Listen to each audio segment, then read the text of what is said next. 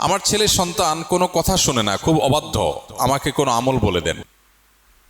এই মজলিসে যদি বেশিরভাগই অবিবাহিত মানুষ হাত তুলেছি শুরুতেই, 80-90% মানুষ অবিবাহিত, তাহলে এই প্রশ্ন তো তাদের জন্য প্রযোজ্য না। কিন্তু ইনশাআল্লাহ ভবিষ্যতে সন্তান তো আল্লাহ তাআলা হয়তো দিবেন, সে আশা তো আছে। তো এই জন্য কাজে লাগবে ইনশাআল্লাহ। তো প্রশ্ন উত্তরে বলতে চাই, সন্তান অবাধ্য হওয়া এই যুগের সামাজিক সমস্যাগুলোর অন্যতম। আমাদের সমাজে কমন যে সমস্যাগুলো আছে, কমন যে ক্রাইসিস চলছে ঘরে ঘরে, এর মধ্যে থেকে অন্যতম হলো ছেলে মেয়েরা বাবা মার বাধ্যগত না, তাদের অনুগত না, তাদের কথা শোনে না, বেয়াদবি করে, অ্যারোগেন্সি করে, বেয়ারামি করে এবং অবাধ্য হয়। অনেক বাবা মা আছেন যারা এটা বাইরে বলতে পারেন না, তিনি মানুষের সামনে পারিবারিকভাবে সুখে থাকার অভিনয় করেন। হ্যাঁ, ছেলে মেয়ে নিয়ে অনেক ভালো আছি ভাই, অনেক হ্যাপি ভাই, কিন্তু ভেতরে অনেক ত্রাস, অনেক অশান্তি, অনেক কষ্ট তার, বেচারা বলতে পারেন না। ঘরে ঘরে জনে জনে এই সমস্যা। আমাদের কাছে মানুষ এসে মনের দুঃখের কথা বলেন, মানুষের কষ্টের কথা বলেন। সেই জায়গা থেকে আমাদের অভিজ্ঞতা বলছে যে আজ ঘরে ঘরে যে ক্রাইসিস গুলো আছে, এর মধ্যে অন্যতম একটা ক্রাইসিস হলো এটা যে আমাদের ছেলে মেয়েরা আজ আমাদের অবাধ্য হয়ে যাচ্ছে। ইন্টারেস্টিং বিষয় হলো, আমরা আমাদের বাবা মার যতটা বাধ্যগত ছিলাম, আমাদের ছেলে মেয়েরা আমাদের ততটা বাধ্যগত নয়। অথচ আমাদের বাবা মা আমাদেরকে এতটা সুখে রাখতে পারেন নাই, এতটা ভালো খাবার, আবাসন, পোশাক আশাক, যা প্রয়োজন সেটার ব্যবস্থা এতটা তারা করতে পারেন নাই। এখন আমরা আমাদের সন্তানদের জন্য যতটা করতে পারি, তাহলে হওয়ার কথা ছিল উল্টা। আমার একটা জিনিস খাইতে মন চাইছে, আমার বাবা আমার মা সাথে সাথে সেটা ব্যবস্থা করতে পারেন না, বাট আমার ছেলের জন্য আমি অনেক বেশি পারি, তাদের তুলনায় আমার অ্যাবিলিটি অনেক বেশি, তাহলে আমার সন্তান আমার একটু বেশি অনুগত হওয়ার কথা ছিল না? কিন্তু হচ্ছে উল্টাটা। কারণ কি? আমাদের অনেকে আছেন বাবা মা ছোটবেলা অনেক শাসন করেছেন, কড়াকড়ি করেছেন, কোনো ক্ষেত্রে হয়তো একটু বেশিও করে ফেলেছেন, কিন্তু এমন সন্তান 100-এর ভিতরে একজনও পাওয়া কঠিন হবে যেই সন্তান সেই বাবা মার শাসনকে খারাপ ভাবে নেন, বরং এখন ফিল করেন, মিস করেন, ওটাকে আরো খুবই ভালোভাবে স্মরণ করেন যে বাবা মার শেষ শাসনের কারণে বিপদগামিতা থেকে আমি রক্ষা পেয়েছি, আল্লাহ আমাকে হেফাজত করেছেন। বাবা মার শেষ শাসনকে অত্যন্ত নেয়ামত হিসাবে অ্যাপ্রিসিয়েট করে সন্তান। আর এখন শাসন বা প্রহার তো দূরের কথা, সন্তানকে একটু জোরে ধমক দিলেও সন্তান দেখা যায় মন খারাপ করে এবং বাবা মার প্রতি সম্পর্ক নষ্ট হয়ে যায় এবং তাদের প্রতি বিদ্বেষী হয়ে যায়, তাদের থেকে দূরে সরে যায়। এই সমস্যার কারণ কি ভাইরা আমার? একেবারে মূল এবং প্রধান কারণ যদি এক কথায় বলতে বলেন, তো আমার ক্ষুদ্র দৃষ্টিতে কোরআন এবং হাদিসের যতটুকু ইলম আল্লাহ আমাকে দিয়েছেন তার আলোকে আমি বলবো, এর মূল সমস্যা হলো আমাদের দিনদারিতার কমে যাওয়া। যে যতটা দিন ধারণ করে, যার ভিতরে যতটা দিনদারিতা আছে, সে বাবা মার তত বেশি অনুগত হবে। আমাদের সন্তানকে আমরা দুধে ভাতে রাখার যতটা চেষ্টা করি, তাদেরকে আল্লাহ ভীরু রাখার, মুত্তাকি পরহেজগার বানাবার, আল্লাহর সাথে পরিচিত করাবার চেষ্টা তার ধারে কাছেও আমরা করি না।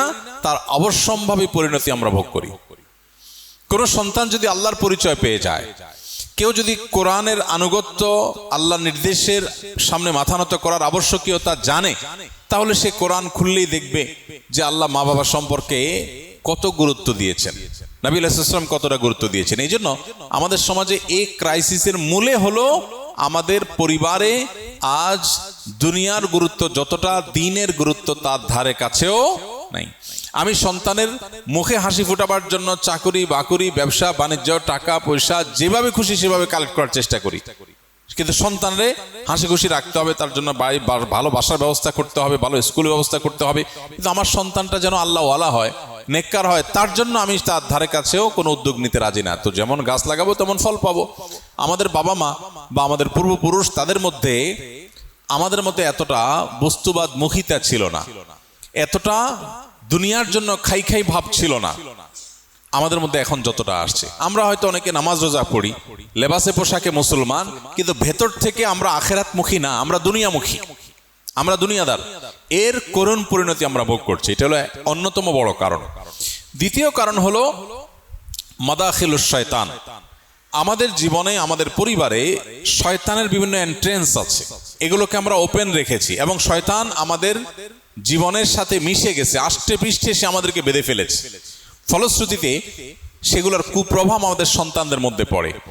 আজকের পৃথিবীকে এমনভাবে ডিজাইন করা হয়েছে, এমনভাবে আজকের সমাজ ব্যবস্থাকে ঢেলে সাজানো হয়েছে যে ছেলে মেয়ে বেয়াদব অ্যারোগ্যান্ট হবেই হবে। তাকে উস্কানোর জন্য বহু আইটেম তৈরি করা হয়েছে, দীর্ঘ আলোচনার বিষয়। আমরা একটু চোখ কান খুললে দেখতে পাবো। আমাদের লাইফস্টাইল বলেন, অনেক মুখরোচক স্লোগান আমদানি করা হয়েছে, যেগুলো আমরা সবাই খুব অ্যাপ্রিসিয়েট করি, অথচ এগুলোর পেছনে লুকায়িত আছে পরিবার সমাজ ধ্বংসের নীল নকশা। এর মধ্যে একটা হলো অধিকার। ডক্টর খন্দকার আব্দুল্লাহ জাহাঙ্গীর রহমাল্লাহ সেজন্য বলতেন, আমরা আজ পৃথিবীর মানুষ অনেক বেশি অধিকার সচেতন, অথচ আমাদেরকে ইসলাম শিখিয়েছে কর্তব্য সচেতনতা। একটা হলো কর্তব্য সচেতনতা, আরেকটা হলো অধিকার সচেতনতা। এখন দেখবেন ঘরে ঘরে সবাই কি অধিকার সচেতন, আমার অধিকার, আমার অধিকার, আমার কর্তব্যের কথাটা চিন্তা করে না।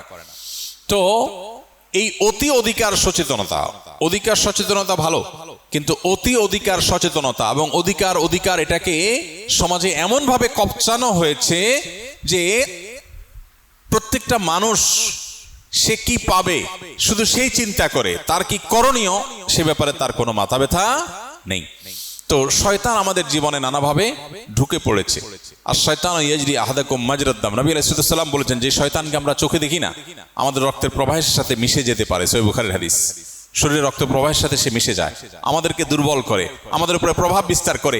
মানুষ যে ক্রেজি হয়ে যাচ্ছে, ছোট ছোট বাচ্চারা ক্রেজি, বদমেজাজ, কারোর সাথে কারোর বনা হয় না, ঝগড়া ঝাঁটি, অসহনীয় যন্ত্রণা, ফ্যামিলি ভেঙে খান খান হয়ে যাচ্ছে, বাবার সাথে সন্তানের সম্পর্ক নষ্ট হয়ে যাচ্ছে, ভাইয়ের সাথে ভাইয়ের বনিবনা হচ্ছে না, পার্টনারের সাথে পার্টনারের বনিবনা হচ্ছে না, কারোর সাথে কারোর বনিবনা হয় না। মানুষ অনেক বেশি আরাম প্রিয় হয়ে গেছে, বস্তুবাদী হয়ে গেছে, সহনশীলতা নষ্ট হয়ে গেছে। ইসলাম মানুষকে সহনশীল করে, ইসলাম মানুষকে ধৈর্যশীল করে, ইসলাম মানুষকে কর্তব্য পরায়ণ করে, ইসলাম মানুষকে অন্যের জন্য স্যাক্রিফাইস করা শেখায়। এই জন্য ইসলাম থেকে যত দূরে সরে যাবে মানুষ, তত মানুষের জীবনে অশান্তি আসবে। আল্লাহ তাআলা আমাদের সন্তানদের আমাদের বাধ্যগত নেককার সন্তান হওয়ার তৌফিক দান করুন। এটার জন্য তাহলে প্রথমত দুনিয়ার উপর আখিরাতকে প্রাধান্য দিতে হবে নিজ এবং নিজের পরিবারের মধ্যে। এর পাশাপাশি সন্তান যেন দিনদার হয়, আল্লাহওয়ালা হয়, নেককার হয়, মুত্তাকি পরহেজগার হয়। সেজন্য বাবা মা হিসাবে, প্যারেন্টস হিসাবে শয়তানের যে অনুপ্রবেশের পথগুলো আছে সেগুলো বন্ধ করতে হবে। এবং বর্তমান পৃথিবীর যে ফিতনাগুলো আছে, কোন ফিতনা আমার সন্তানকে সাইকোলজিক্যালি বিপদগামী করছে, মানসিকভাবে আমার সন্তানকে বিভ্রান্তির দিকে নিয়ে যাচ্ছে, সেগুলো সম্পর্কে আমার নিজেকে অ্যাওয়্যার হতে হবে, সচেতন হতে হবে এবং তাকে সচেতন করতে হবে। সমকালীন ফিতনা সম্পর্কে সচেতন না হলে নেক্সট শুরুতে ধোকা।